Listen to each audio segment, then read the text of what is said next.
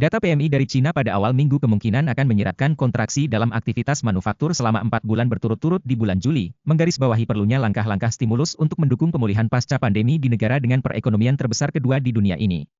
Laporan resmi PMI Manufaktur, yang mayoritas berfokus pada perusahaan besar dan perusahaan milik negara, dan survei untuk sektor jasa, akan dirilis pada hari Senin.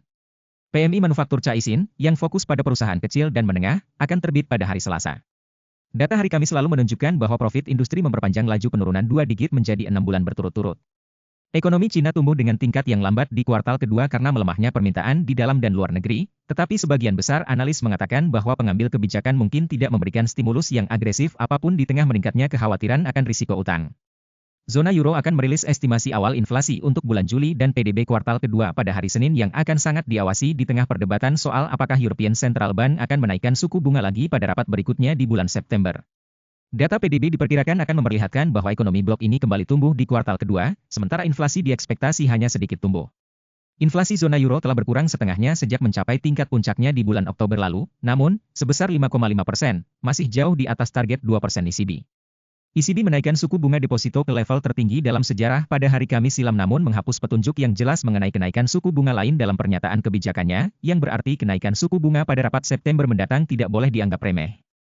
Presiden ECB Christine Lagarde mengatakan bahwa apa yang akan terjadi selanjutnya masih belum pasti, bahkan jika Bank Sentral bertekad untuk mematahkan inflasi.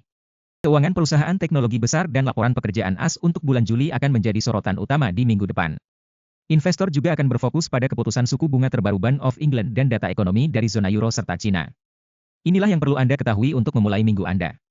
Laporan pekerjaan AS pada hari Jumat diperkirakan akan tumbuh 184.000 pekerjaan pada bulan Juli, sementara tingkat pengangguran tetap berada di level terendah dalam sejarah sebesar 3,6% dan average hourly earnings melambat.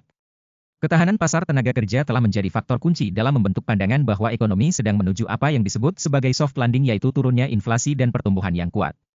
Kepercayaan investor mendapat dorongan minggu lalu ketika Ketua Fed Jerome Powell mengatakan bahwa staf Bank Sentral tidak lagi memperkirakan resesi AS dan inflasi memiliki peluang untuk kembali ke target 2% tanpa terjadinya tingkat kehilangan pekerjaan yang tinggi. The Fed menaikkan suku bunga sebesar 25 basis poin ke level tertinggi 2007 pada Rabu setempat lalu dan tidak mengesampingkan kenaikan suku bunga lainnya, dengan mengatakan bahwa mereka akan mengikuti data ekonomi di masa depan. Tanda-tanda bahwa ekonomi tumbuh dengan laju yang terlalu cepat dapat menimbulkan kekhawatiran bahwa The Fed perlu terus menaikkan suku bunga untuk menahan inflasi. Sebaliknya, penurunan tajam dalam lapangan kerja bisa menghidupkan kembali kekhawatiran resesi.